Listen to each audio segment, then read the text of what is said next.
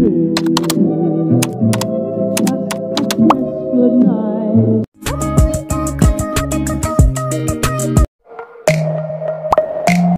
Yes, hello everyone! It's me again, Babylen, and welcome to my YouTube channel. Ayan, sa mga nagtatanong nga po kung bakit po ako nawala ng 3 months, it's because na-busy po ako sa school. And now, gagawa na naman po ako ng video, of course, to serve my subscribers.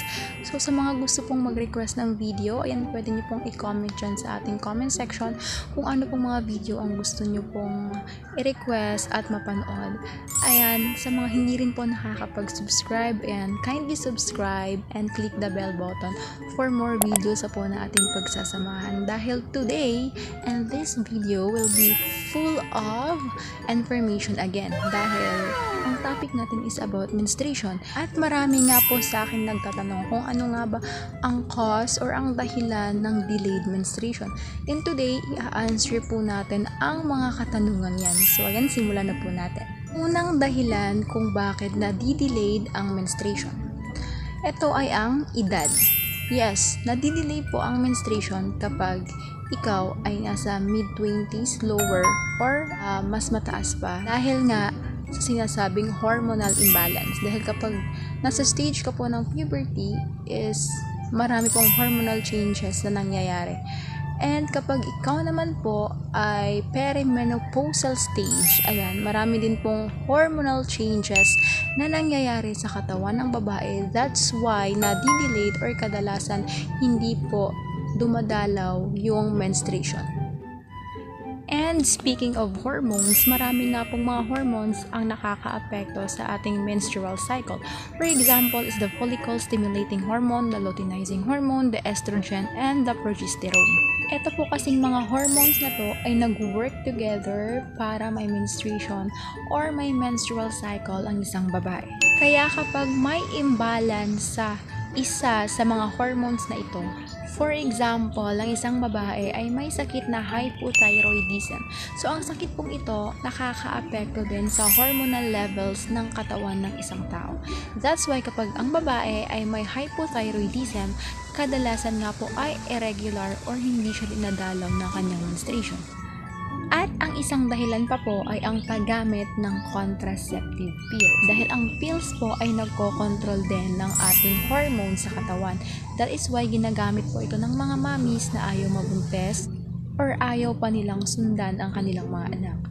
Dahil nangyayari nga po ang menstruation kapag decrease or kaonte na lamang po ang estrogen at progesterone hormone. Well, kapag ikaw ay gumagamit ng contraceptive pills, ay pinapataas niya po ang inyong estrogen at progesterone para maiwasan ang menstrual cycle. So, about sa ating contraceptive pills, meron po kayong 21 days ng pag-take ng pills na to. And dapat wala po siyang palya. And meron ding 7 days na no taking of the pills kasi may possibility po na dadating ang mga menstruation nyo. So, kapag mali-mali ang paggamit nyo ng contraceptive pills, is actually nakakaapekto po yan sa inyong hormonal changes or sa hormones ng inyong mga katawan at hindi po magiging regular ang inyong cycle or nagko-cause po ito ng delay. At ang next factor na nakakaapekto ng menstrual cycle is ang stress. It's either physical stress or over-exercise na nangyayari or sobra-sobra ang inyong gawain, nagkakos din po yan ng delayed menstruation. And also, kapag ikaw ay emotional or nagkakaroon ng psychological stress, which is nag-a-act naman ng hormonal imbalance. Again, for example, is palagi kayong nag-overthink, palagi kayong maraming iniisip, and then masyado kayong malungkot, or masyado kayong natakot, or any emotions na nasusobrahan. Also, another reason is ang biglaang pagtaba or pagpayat ng katawan ng isang babae. According to science, isa din po ito sa nakakaapekto at mga factors kung bakit di po dumadalaw or nadidelay rin ang regla ng babae. At ang sakit na pinaka-common na nakakapag-cause ng irregular menstruation, I know, alam niyo po itong lahat, at ito po ay ang PCOS. Yes, alam ko po yan dahil I am also diagnosed with PCOS last year. So, ang nangyari po is hindi po ako nag-ovulate for the whole 9 months and wala pong menstruation na nangyari. It's because nga po ang aking ovary is full of maliliit na cyst. That's why hindi po nakakapag-ovulate or walang egg na dinideliver sa aking fallopian tube and wala rin pong nangyayaring menstrual cycle dahil nga po dun sa maliliit na bukol. That's why mayroon pong missed period ang babaeng may PCOS. At ang pinakahuling rason kung bakit na-delay ang menstruation, it's because of pregnancy. Yes, pwede pong magka-missed period at yan po yung unang presumptive sign na masasabi mong ang isang babae ay pregnant. It's because ito po ang unang indicator kapag ang babae is regular.